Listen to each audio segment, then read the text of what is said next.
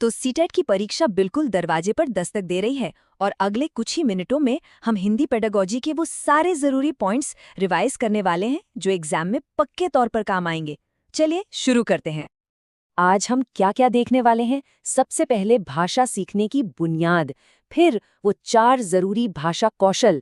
बात करेंगे कि आजकल क्लास का माहौल कैसा होना चाहिए, पढ़ाने और जांचने के क्या तरीके हैं, और आखिर में सीटेट एग्जाम के लिए एक सुपर वेपन भी है। सबसे पहली और सबसे बुनियादी बात, भाषा अर्जन और भाषा अधिगम में फर्क। देखिए, भाषा अर्जन ये तो बस हो जाता है, बिल्कुल नेचुरल तरीके से, जैसे एक बच्चा अपनी मातृभाषा, अपनी माँ बोली सीखता है। कोई मेहनत नहीं, कोई नियम नहीं।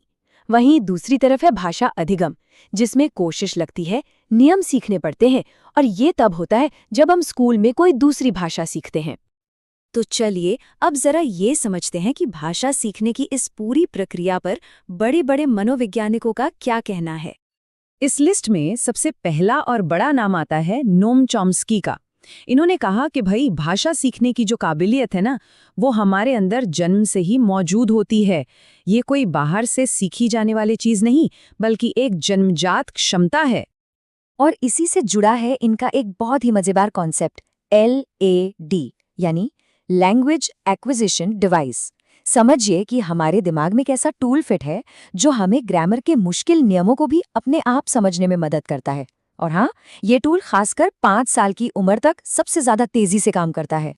लेकिन कहानी में एक ट्विस्ट तब आया जब वाइगोत्स्की ने अपनी बात रखी। जहां चॉम्स्की दिमाग की बात कर रहे थे, वहीं वाइगोत्स्की ने कहा कि असली खेल तो समाज में होता है। बच्चा भाषा अपने दिमाग से नहीं, बल्कि लोगों से बात करके सामाजिक अंतःक्रिया से सीखता है। अच्छा, इनके अलावा 3 और नाम हैं जो हमें पता होने चाहिए। पियाजे का मानना था कि पहले विचार आता है, फिर भाषा। स्किनर ने कहा कि बच्चा तो बस नकल करके, यानी अनुकरण से सीखता है। और क्रैशन का एक बड़ा अच्छा आइडिया था, बोधगम्य इनपुट, मतलब बच्चे को वो सिखाओ जो उसके लेवल से बस एक कदम आगे हो। ठीक है, तो थ्योरी तो बहुत हो गई। अब जरा भाषा के प्रैक्टिकल स्किल्स यानी कौशलों पर आते हैं। देखिए, भाषा सीखने का एक कुदरती क्रम होता है, एक नेचुरल ऑर्डर, जिसे हम LSRW कहते हैं। यानी पहले लिसनिंग, सुनना, फिर स्पीकिंग, बोलना, उसके बाद रीडिंग, पढ़ना, और सबसे आखिर में राइटिंग यानी लिखना। ये क्रम एग्जाम के लिए बहुत बहुत जरूरी है, इसे याद रखिएगा। अब इन्हीं 4 स्किल्स को ना हम 2 टीमों में बांट सकते हैं। एक है ग्रहणात्मक कौशल, मतलब वो स्किल्स जिनसे हम जानकारी लेते हैं, जैसे सुनना और पढ़ना। और दूसरी टीम है अभिव्यक्तात्मक कौशल की, जिनसे हम अपने विचार बताते हैं, जैसे बोलना और लिखना। ये सवाल भी अक्सर पूछा जाता है। पढ़ने में भी 2 बहुत खास बातें हैं। पहली है स्किमिंग, मतलब किसी चीज को सरसरी तौर पर पढ़ना, बस ये जानने के लिए कि बात किस बारे में है। और दूसरी है स्कैनिंग, मतलब किसी खास जानकारी को ढूंढने के लिए बारीकी से पढ़ना, जैसे किसी लिस्ट में अपना नाम ढूंढना। तो ये सारी स्किल्स सिखाने के लिए एक आज के ज़माने की क्लास का माहौल आखिर होना कैसा चाहिए, चलिए इस पर बात करते हैं। ये पॉइंट सबसे ज़्यादा ज़रूरी है, इसे रट लीजिए। बहुभाषिकता, मतलब क्लास में कई भाषाएं बोलने वाले बच्चों का होना। ये कोई समस्या नहीं है, ये एक बहुत बड़ा संसाधन है, एक रिसोर्स है। CTET इसे सीखने सिखाने के लिए एक ताकत मानता है, कोई रुकावट नहीं। और ये कॉन्सेप्ट तो कमाल का है, लैंग्वेज अक्रॉस द करिकुलम। सुनने में शायद थोड़ा भारी लगे, पर मतलब बहुत आसान है। भाषा सिर्फ हिंदी या इंग्लिश की क्लास तक सीमित नहीं है। चाहे मैथ्स का टीचर हो या साइंस का, हर टीचर असल में एक लैंग्वेज टीचर भी है। और बच्चों को सिखाने के लिए सबसे अच्छा क्या है? प्रामाणिक सामग्री, मतलब असली दुनिया की चीजें। सिर्फ किताबी चैप्टर नहीं, बल्कि अखबार की कटिंग, रेस्टोरेंट का मेन्यू कार्ड या ट्रेन का टिकट।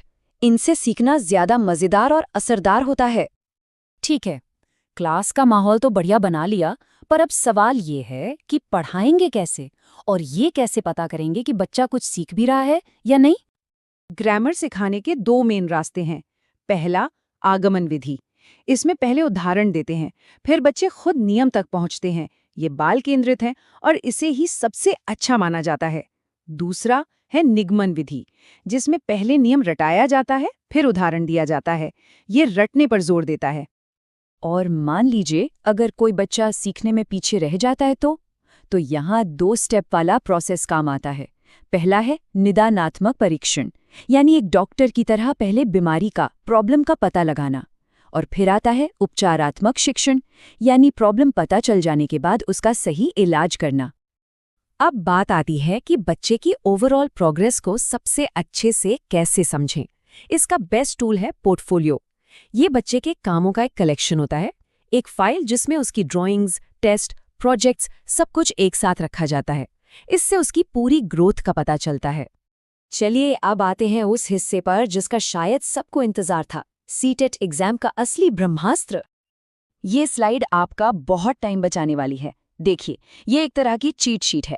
जब भी आपको ऑप्शंस में अवसर देना, प्रोत्साहित करना, बाल केंद्रित, विविधता जैसे पॉजिटिव शब्द दिखें तो समझिए वो जवाब सही हो सकता है। और जहां भी केवल, रटना, दंड, तुलना करना जैसे नेगेटिव शब्द दिखें वो ऑप्शन ज्यादातर गलत ही होता है। और आखिर में एक लाइन जो पूरी हिंदी पेडागोजी का दिल है, उसका सार है, बच्चा भगवान है। सिस्टम में, व्यवस्था में कमी हो सकती है, लेकिन बच्चे में कभी कोई कमी नहीं होती।